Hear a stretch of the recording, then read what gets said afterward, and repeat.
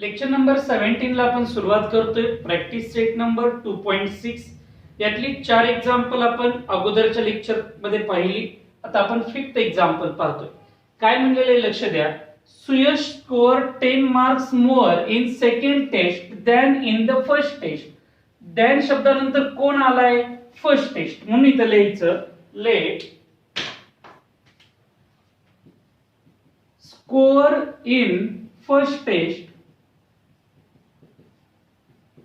Is equal to x. सोप्या भाषेत पहिल्या चाचणीत मिळालेले गुण एक्स मान. दुसऱ्या चाचणीत 10 मार्क जादा, म्हणून इथं काय लिहायचं बोला. Score in second taste.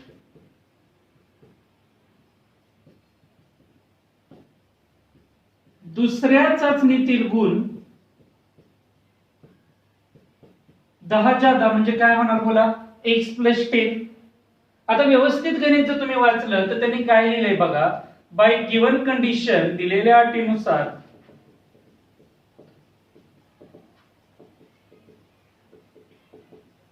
फळ्यावर बघा. 5 times the score in the second test is equal to the square of score in first test. म्हणजे काय बघा. स्कोर इन फर्स्ट टेस्ट, पहिल्या चाचणीत जेवढे गुण मिळाले त्याचा स्क्वेअर हा सेकंड टेस्ट मध्ये मिळालेल्या स्कोरच्या 5 टाइम्स आहे.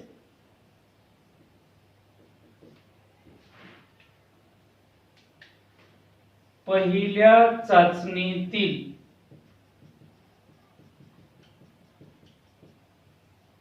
गुणांचा वर्ग बरोबर आहे का बघा. हे बघा इथं लिहिलंय पहिल्या चाचणीतील गुणांचा वर्ग हा दुसऱ्या चाचणीतील गुणांच्या 5 पटी एवढा आहे. कुणाची 5 पट बोला. दुसऱ्या चाचणीतील गुण लिहिलं. आता हे असं काय लिहिलं हे तुम्हाला समजण्यासाठी बोला. फर्स्ट टेस्टचा स्कोर आपण काय कन्सिडर केलाय. फर्स्ट टेस्ट एक्स म्हणजे इथं कोणाचा स्क्वेअर होणार बोला. एक्स चा स्क्वेअर मध्ये इज इक्वल टू च चिन्ह 5 आहे असं लिहिलं. सेकंड टेस्टचा स्कोर बोला x plus 10. To be continue. X square is equal to 5 ने आतमध्ये मल्टिप्लाय करा. 5 इंटू एक्स 5x प्लस 5 10 जा 50.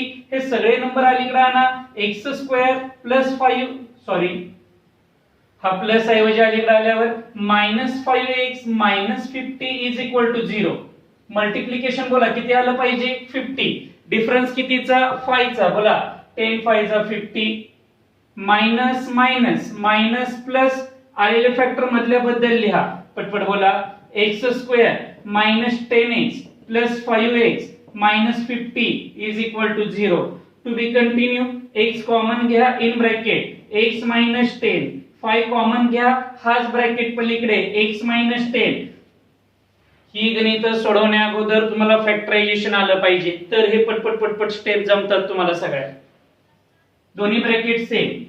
x minus 10 in another bracket बोला x plus 5. x minus 10 is equal to 0. So x is equal to positive 10 आणि इथे 0 दिल्यानंतर हा negative 5. तुम्हाला पण माहितीये मार्क कधी निगेटिव्ह पडतच नाहीत म्हणून x ची व्हॅल्यू काय आली अनएक्सेप्टेबल पलीकडची. So final answer is x is equal to 10. आता मी लिहित बसत नाही तुम्हाला पण माहितीये हीच 2 वाक्य खाली पुन्हा लिहायची. म्हणजे सांगा गणित कसं होणार.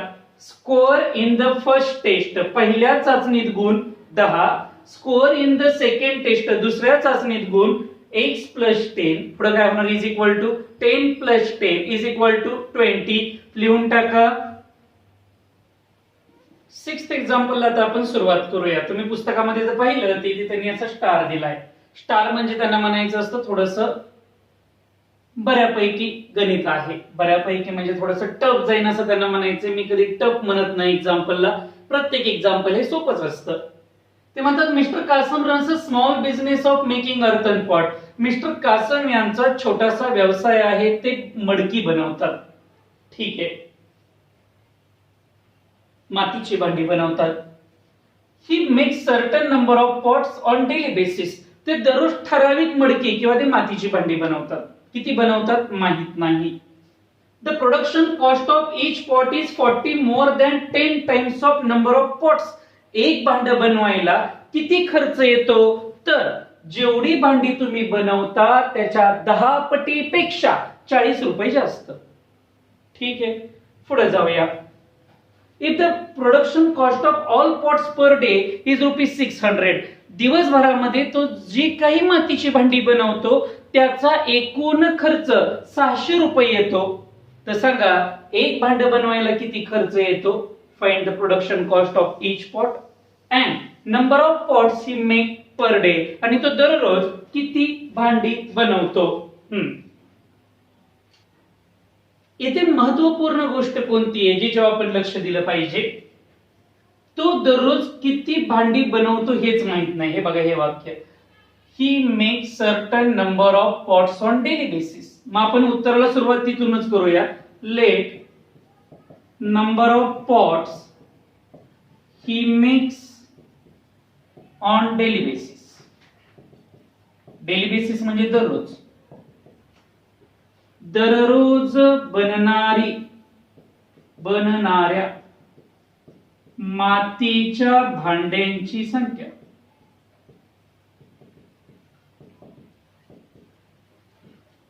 बरोबर एक मानू. एक वाक्य झालं. पुढे ऐका, एक भांड बनवायला दररोज खर्च किती येतो. त्या वाक्याला असं लिहितात, production cost of each pot. प्रत्येक भांडे बनविण्यासाठी किंवा प्रत्येक भांड्याचे, त्यांची भाषा वापरूया, निर्मिती मूल्य असा शब्द दिलाय बघा गणितात. तर निर्मिती मूल्य किती आहे. नीट आहे का मी काय करतोय. मला सांगा तुम्ही भांडी किती बनवताय. एक्स. ते म्हणतात तुम्ही जेवढी भांडी बनवता त्याची 10 पट करा. हे बघा इथे लिहिलंय 10 टाइम्स करा, 10 पट, आणि प्लस त्याच्यात 40 रुपये मिळवा. एवढा खर्च येतो तुमचं एक मातीचं भांड बनवायला. किती खर्च आला बघा, 10x प्लस 40 रुपये. आता दिलेलं गणित काय. बाय गिवन कंडिशन, दिलेल्या अटीनुसार मला सांगा एक भांड कितीला. 10x अधिक 40 रुपयाला. बरोबर आहे का. अशी दिवसभरात किती भांडी बनवतोय आपण. x. याला मल्टिप्लाय बाय आपण x करू. टोटल खर्च किती येतो 600. या दोघांचा गुणाकार समोर मांडायचा. किती 600. आता हा गुणाकार का झाला. एक सोपं उदाहरण देतो मी तुला, नीट ऐक. एक भांड बनवायला 10 रुपये लागतात, आपण कन्सिडर करू. आणि अशी मी रोज 5 भांडी बनवतो. बोला, एका भांड्याला 10 रुपये, अशी 5 भांडी, 10 50, टोटल कॉस्ट 50. कशी केली, दोघांचं मल्टिप्लिकेशन. त्या पद्धतीनं आता परत एकदा बघा, एका भांड बनवायला खर्च किती 10x प्लस 40. अशी किती भांडी मी रोज बनवतो x. या दोघांचं मल्टिप्लिकेशन किती 600. इथनं पुढचं गणित येतं तुम्हाला. बोला कसं सोडवायचं पटपट सांगा. x ने आतमध्ये मल्टिप्लाय करा. 10x into x 10x square plus 40 into x 40x. हा प्लस 600 अलीकडे आल्यावर मायनस 600 इज इक्वल टू 0. एक सोपी स्टेप, डिवाइड बाय 10, 10 ने भागू. प्रत्येक ठिकाणी 10 ने डिवाइड करा. इथं शिल्लक राहिलं x स्क्वेअर, इथं फक्त 4x, आणि इथं जर 10 ने डिवाइड केलं तर 60 इज इक्वल टू 0. गुणाकार 60 आला पाहिजे आणि डिफरन्स 4 चा आला पाहिजे. 10 सक 60, प्लस मायनसला प्लस मायनस, आलेले फॅक्टर मधल्या बद्दल लिहून टाका. म्हणजे गणित असं झालं सुरू. x square plus 10x minus 6x minus 60 is equal to 0. दोन दोनचं ग्रुपिंग. बघा फॅक्टरायझेशन मेथड येत असली तर गणित किती सोपं जातं. x into x plus 10, 6 into x plus 10 is equal to 0. दोन्ही bracket same. x plus 10 x minus 6 is equal to 0, x plus 10 is equal to 0, x minus 6 is equal to 0. So your final answer is minus 10. कारण की आपण कधी negative भांडी बनवत नाही ना, earthen pot कधी निगेटिव्ह नसणार. So your final answer is x. आता मात्र ही दोन्ही वाक्य मी स्वतः परत लिहिणार आहे, कारण हे दोन्ही प्रश्न इथे विचारलेले आहेत. बोला, मी पहिल्यांदा काय लिहिणार? Number of pots he makes daily. तो दररोज किती भांडी बनवतो? तर 6 भांडी बनवायचा तो. पुढे production cost of each pot, प्रत्येक भांड बनवताना त्याला येणारा खर्च आपण 10x प्लस 40 मानला होता, बरोबर आहे का? x ची व्हॅल्यू पुट करा. 10 into 6 plus 40, तोंडी सांगा 10 सका 60, 60 वरचे 40 किती रुपये? बोला 100 रुपये. हे तुमचे फायनल उत्तर. एकूण भांडी बनवायचा 6 आणि एका भांड्याला खर्च यायचा 100. तुम्हीच मला सांगा माझं गणित कशावरून बरोबर आहे? हा, एका भांड्याला 100 रुपये, अशी 6 भांडी बनवली. 100 6 वेळा किती आलं? 600. त्यांनी गणितात तेच दिलं होतं, माझं बरोबर आलेलं आहे. चला लिहून टाका पटपट. क्वाड्रॅटिक इक्वेशन मध्ये सुद्धा पुन्हा एकदा एक बोटीचं एक्झाम्पल आलेलं आहे. काय म्हणलेलं आहे बघा? प्रत्येक takes x 8 hours to travel 36 kilometre downstream and return to the same spot. त्यांना काय म्हणायचंय बघा? ही अशी एक बोट आहे. थोडीशी सेंटरला काढूया म्हणजे मला लिहिता येईल व्यवस्थित. ही बोट मोटर बोट आहे, इमेजिन करा असं.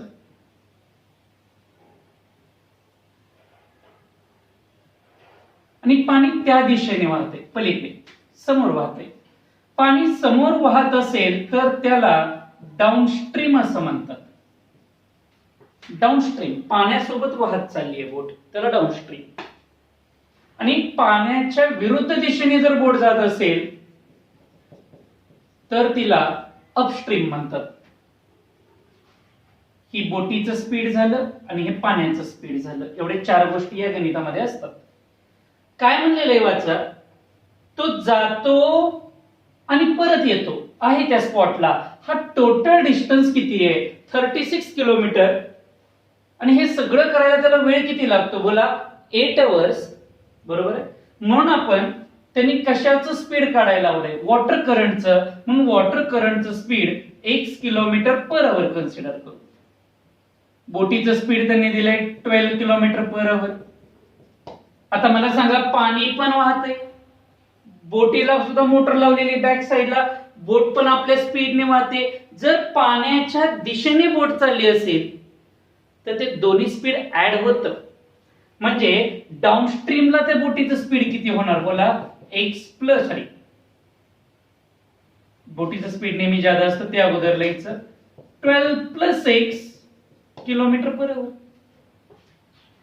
मात्र जेव्हा ती बोट उलटी यायला लागली, इथे खाली लिहूया आपण जरा हे व्यवस्थित. डाऊनस्ट्रीमला स्पीड आहे 12 प्लस 6 किलोमीटर पर आवर आणि इकडे अपस्ट्रीमला ते स्पीड होणार 12 मायनस 6 किलोमीटर पर आवर. कारण बोट येताना काय येते? सावकाश येते, तुम्हालाही माहिती आहे. पाणी त्याला व्हायला काय करतं? विरोध करतं. आता या एक्झाम्पल मध्ये तुम्ही जे काय लिहिलं ते आता मला इथे लिहून दाखवायचं. बोला काय काय लिहिलं आपण? Speed of boat, sorry, speed of, पहिल्यांदा वॉटर करंट लिहूया. Speed of water current 1 kilometre per hour मानला. Speed of boat in still water, संथ पाण्यात बोटीचा वेग 12 किलोमीटर पर आवर लिहिलं. पुढं speed of boat at downstream, खाली जाताना. पाण्यासोबत बोट जेव्हा वाहत चालली तेव्हा तिचा वेग होता 12 प्लस 6 किलोमीटर पर आवर. आणि speed of boat at upstream तो होता 12 मायनस 6 किलोमीटर पर आवर. बरोबर आहे का बघा. डिस्टन्स कव्हर किती बोला 36 किलोमीटर आणि टाइम टेकन त्याला लागलेला वेळ किती तास आहे बाळांनो 8 तास. 2च मिनिटाचं गणित आहे, फक्त मी सोडवतोय कसं त्याकडे लक्ष द्या. पाण्याच्या प्रवाहाचा वेग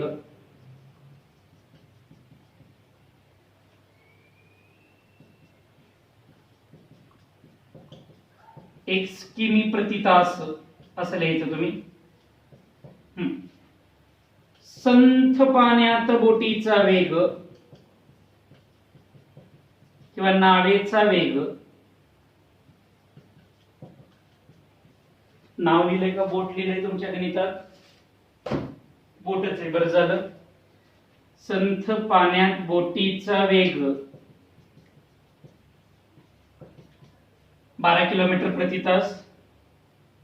प्रवाहाच्या दिशेने, याला लिहितात प्रवाहाच्या दिशेने, म्हणजे पाणी पण पुढे चाललंय, बोट पण पुढे चालली, त्याला म्हणायचं प्रवाहाच्या दिशेने.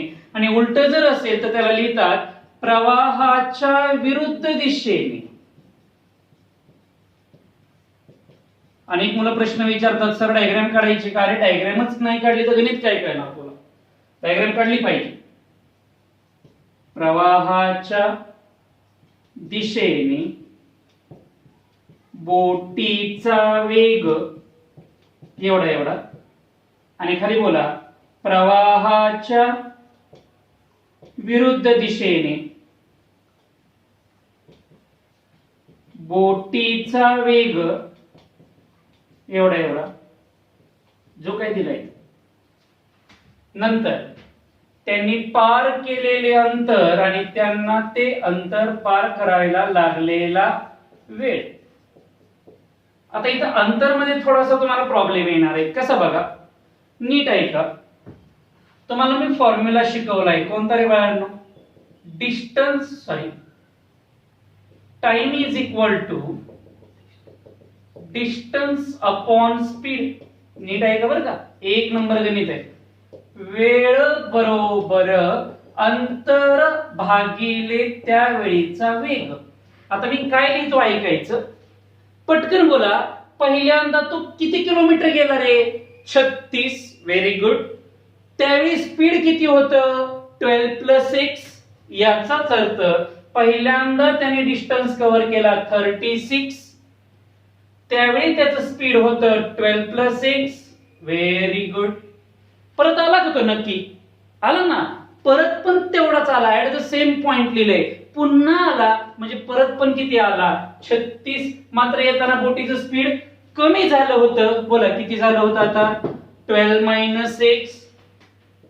आणि हे सगळं करायला त्याला जो काही टाइम लागला तो टाइम समोर लिहायचा. किती तास लागला बाळा? 8 तास. म्हणजे डिस्टन्स एका साइडचा 36 आहे, येऊन जाऊन 36 प्लस 36 आहे, हे लक्षात राहू द्या. दोघांचा डिनॉमिनेटर सेम नाही, त्याच्यामुळे ऍडिशन होत नाही. इथून पुढच्या स्टेप बारकाई नाही का?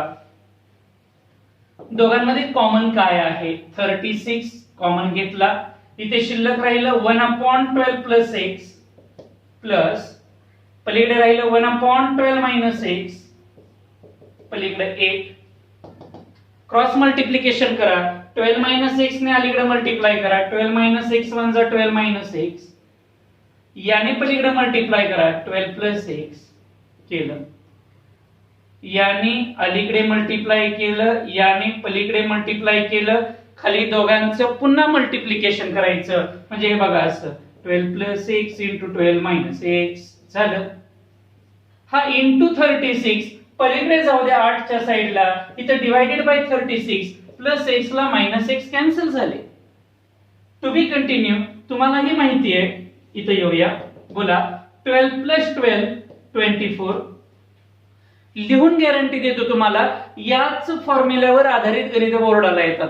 10 ते 12 गणित आहेत आपल्याकडे आता, ज्याच्यामध्ये time is equal to distance upon स्पीडचा फॉर्म्युला वापरायचा आहे. मग आता बघा 12 प्लस 12 24 झालेले.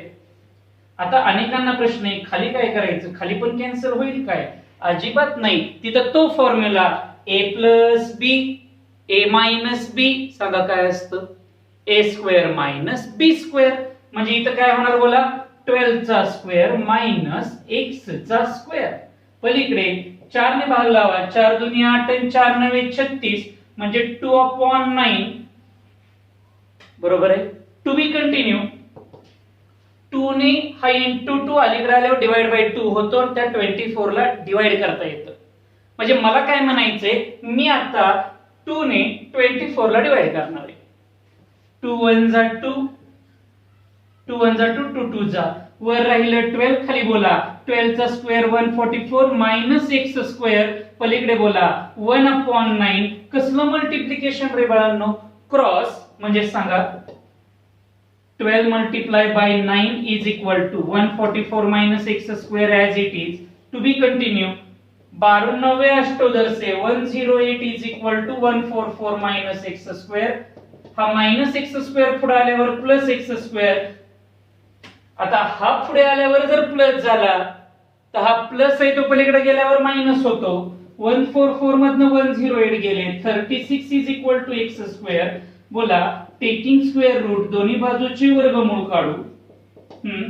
x is equal two plus आणि मायनस 6 म्हणजेच x इज इक्वल टू 6 आणि x इज इक्वल टू -6. -6 ची व्हॅल्यू अनएक्सेप्टेबल म्हणजे अग्राह्य. संपलं बाळांनो. What is your final answer? x is equal to 6. संपलेलं आहे गणित. खाली पूर्ण वाक्यात तुम्हाला एकच वाक्य हे लिहावं लागतं. Speed of water current 6 kilometre per आवर. पाण्याच्या प्रवाहाचा वेग 6 किलोमीटर प्रति तास. गणित समजलंय सगळ्यांना? ही डाऊनस्ट्रीम आहे, ही अपस्ट्रीम आहे. सगळे डिस्टन्स होते ते वर लिहिले, स्पीड होतं ते खाली मांडलं, समोर काय लिहिलंय? टाइम. चला लिहून घ्या पटकन.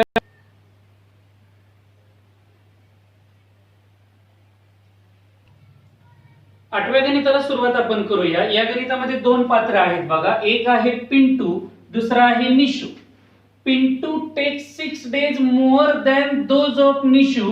दॅन शब्दानंतर कोण आलाय? निशू. पिंटूला निशूपेक्षा एक काम करायला 6 दिवस जास्त लागतात. ठीक आहे. म्हणजे समजा मी जर होमवर्क दिला तुम्हाला तर पिंटू 6 दिवस लेट होमवर्क पाठवतो. मग अगोदर कोण पाठवतो? Nishu. If they work together, जर दोघांनी मिळून ते काम केलं किंवा तो अभ्यास केला, they finish it in 4 days, तर त्यांना ते काम करायला 4 दिवस लागतात. To be continue. How many days would it take to complete a work if they work alone? जर त्यांनी एकट्याने काम केलं तर त्यांना ते काम पूर्ण करायला किती दिवस लागतील? 2 मिनिटाचं गणित आहे, लक्ष द्या. दॅन शब्दानंतर निशू आलाय म्हणून इथे लिहायचं late number of days taken by Nishu. एक काम करायला निशूला लागणारे दिवस x मानू. खालच्या वेळेला number of days taken bye, बोला दुसरा मेंबर कोण आहे आपला? पिंट्या, म्हणजेच पिंटू. त्याला 6 दिवस जास्त, म्हणजे बोला किती झालं? x + 6 days. मी एक प्रश्न तुम्हाला विचारतो. समजा एक ही मी कॅडबरी आणली. कॅडबरी मध्ये असे पार्ट असतात ना आतमध्ये. ही 5 पार्टची कॅडबरी आणली म्हणजे या टोटल एरियाला तुम्ही काय म्हणणार? 5. बरोबर आहे ना? आणि मी आज मला असं वाटलं पूर्ण कॅडबरी नको खायला, मी आज एवढाच भाग कॅडबरीचा खाल्ला, तर सांगा आज मी किती कॅडबरी खाल्ली? तुम्हाला लहानपणी शिकवलं असेल एकूण चौकटीत त्या खाली मांडतात आणि तुम्ही जेवढं काम केलं, जेवढी कॅडबरी खाल्ली किंवा जेवढा भाग रंगवलाय, किती रंगवलाय? 1, तो वर मांडतात. म्हणजे तुम्ही एका दिवसात 1/5 इतकी कॅडबरी खाल्ली. आता याचा गणिताचा संबंध कुठे आहे? मला सांगा एक काम करायला निशूला दिवस किती लागतात? x. याचाच अर्थ हे बघा इथं असे डार्क स्पॉट करतो मी. Work completed by Nishu in 1 day. एका दिवसात निशूने किती काम केलं? जेवढे दिवस लागलेत ना त्याचा रेसिप्रोकल करायचा. म्हणजे किती आला बोला? 1/x पुढं वर्क कंप्लीटेड बाय, बोला पटपट, पिंटू इन 1 डे, पिंटूने एका दिवसात केलेलं काम याच्या रेसिप्रोकल करा 1/x+6. ही चारी वाक्य समजले का?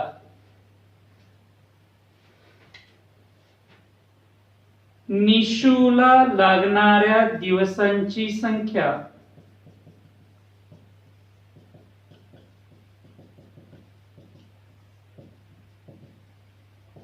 x दिवस, पिंटूला तेच काम करण्यासाठी लागणाऱ्या दिवसांची संख्या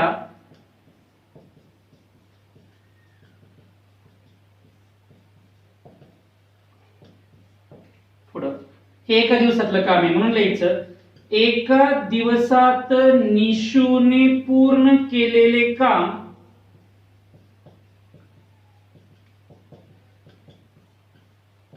वन अपॉन एक्स, आणि एकाच दिवसात पिंटूने पूर्ण केलेले काम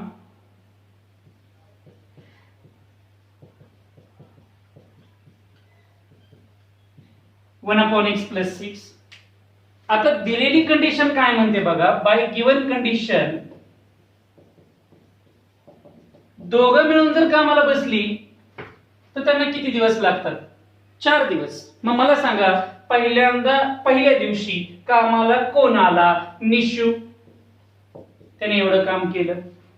त्याच्या मागनं कोण आला? पिंटू, त्याने एवढं काम केलं. दोघांना मिळून दिवस किती लागणार होते? 4.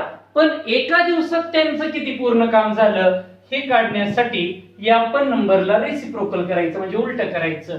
1/4 म्हणजे निशूचे डेज उलटे केले, पिंटूचे डेज उलटे केले, दोघात मिळून लागणारे डेज सुद्धा इथं उलटे केले. इथनं पुढचं गणित येतो तुम्हाला. क्रॉस मल्टिप्लिकेशन करा, बोला x+6 1 जा x+6, याने इकडे मल्टिप्लाय केलं, x1 जा x, खाली या दोघांचं multiplication x × x+6 is equal to 1/4. इथे x कॅन्सल वगैरे नाही होते, नॉर्मल बोला x+x 2x +6 divided by x ने आतमध्ये मल्टिप्लाय करा, x² + 6 × x 6x is equal to 1/4. कसलं मल्टिप्लिकेशन करायचं आता? क्रॉस. 4 ने अलीकडे मल्टिप्लाय करा, 4 × 2x+6, आणि 1 ने पलीकडे मल्टिप्लाय करा, 1 × x² + 6x. चला, 4 2 जा 8x, 6 4 जा 24. 1 ने मल्टिप्लाय केल्यावर काहीच नाही होत. समजताय ना काय चाललंय ते? हे सगळे नंबर प्लस आहेत. डायरेक्ट पलीकडे शिफ्ट करा, काय होणार ते? मायनस. म्हणजे गणित असं झालं, हे पुढे येतं. मग x² + 6x आहे असं लिहिलंय जाग्यावर. हा +8x पलीकडे गेल्यावर -8x, हा +24 पलीकडे गेल्यावर -24 इज इक्वल टू 0. म्हणजे शिल्लक राहिलं x² - 2x - 24 is equal to 0. 24 चे फॅक्टर पाडा, कुठपर्यंत पोहोचले बघा. sin चौक 24, मायनस मायनस मायनस प्लस होतं, आलेले फॅक्टर या मधल्या बद्दल लिहा. जरासं पटपट चला. x² - 6x + 4x - 24 is equal to 0. Grouping करा, x × x - 6 4 × x - 6 is equal to 0. x - 6 x + 4 is equal to 0. बरोबर आहे का बघा? दोन्ही पैकी एक ब्रॅकेट लिहिला, उरलेल्या ब्रॅकेट मध्ये राहिलेलं. या स्टेप आता तुम्हाला जमतात, पटपट आवरून घ्या. +4 पलीकडे गेल्यावर -4. ही व्हॅल्यू टोटली अनएक्सेप्टेबल आली. So what is your final answer? 6. खाली मला फक्त ही दोन वाक्य लिहून दाखवायची. Number of days taken by Nishu, निशूला लागलेले दिवस किती? 6 दिवस असं व्यवस्थित लिहायचं. Number of days taken by Pintu, पिंटूला लागणाऱ्या दिवसांची संख्या x+6 म्हणजे 6 + 6 म्हणजे किती येणार? 12. चला लिहून टाका पटकन. इथे तुम्हाला एक ट्रॅपेझियम फळ्यावर दिसतोय ABCD नावाचा. AB आणि DC या त्याच्या समोरासमोरील पॅरलल साइड आहेत. ही परपेंडिक्युलर हाईट आहे आणि या पूर्ण ट्रेपेझियमचा एरिया त्यांनी तुम्हाला 33 दिलेला आहे. तर तुम्हाला या प्रत्येक एक्स ची व्हॅल्यू फाइंड आउट करायला लावली आहे. मग मी एरिया ऑफ ट्रेपेझियमचा फॉर्म्युला इथं तुम्हाला लिहून दिलेला आहे. त्याच्यामध्ये फॉर्म्युला काय आहे, half into sum of length of parallel side. बोला पॅरलल साइडची नावं सांगा. वरचा AB कुणाला पॅरलल आहे, खालच्या DC ला, म्हणून इथे लिहायचं AB प्लस DC, समांतर बाजूंची बेरीज झाली. आणि उंची कधी तिरकी नाही घ्यायची, उंची ही परपेंडिक्युलरच असावी. कोणती, AM. To be continue. 33 मी ऍज इट इज लिहिलं, हाफ पण तसंच, मल्टिप्लाय बाय, बोला AB x आहे आणि खालचा DC किती आहे, बोला 2x प्लस 1 आहे, multiply by perpendicular height AM x minus 4 आहे. To be continue. ही डिवाइड आहे, अलीकडे आल्यावर मल्टिप्लाय. 33 2 जा 66 इज इक्वल टू 2 ने अलीकडे मल्टिप्लाय केलं, 2 गेला इकडे, बोला 3x plus 1 in another bracket x minus 4. समजते सगळ्यांना? पुढे जाऊया. आता यांचं मल्टिप्लिकेशन कसं करायचं ते तुमच्यावर मी सोडतो. त्यातला एक ब्रॅकेट फोडा, मी इथून x बाहेर काढला, त्याने मल्टिप्लाय करा 3x प्लस 1 ला, परत मायनस 4 बाहेर काढला, परत मल्टिप्लाय करा 3x प्लस 1 ला. पुस्तकामध्ये त्यांनी याची कृतीपत्रिका दिली आहे, मात्र त्यांनी स्टेप नाही दिले आदल्या मधल्या, त्यामुळे आपण आपल्या पद्धतीने सॉल्व्ह करा. 3x square plus x into 1 x minus 12x minus 4, अलीकडे 66 ऍज इट इज लिहिलं. 3x स्क्वेअर, बोला यांचं म्हणणं मायनस 11x मायनस 4, हा 66च पलीकडे टाका म्हणजे गणित कसं होईल, बोला 3x square minus 11x minus 4 टाका, हा 66 पलीकडे, मायनस 66 इज इक्वल टू 0. बघा बरं समजलं का? To be continue. 3x square minus 11x minus 70 is equal to 0. सांगा 70 चे असे फॅक्टर, सॉरी 70 चे नाही, पुढे नंबर आहे म्हणजे वरून एरो येणार. 210 मल्टिप्लिकेशन येते. 210 चे असे फॅक्टर पडा की डिफरन्स त्यांचा 11 आला पाहिजे. 21 10 जा संपले. मायनस मायनस मायनस प्लस असतं. आलेल्या फॅक्टर मधल्या बद्दल लिहा. आता माझ्याकडे इथे जागा आहे म्हणून मी इथं सोडवतो.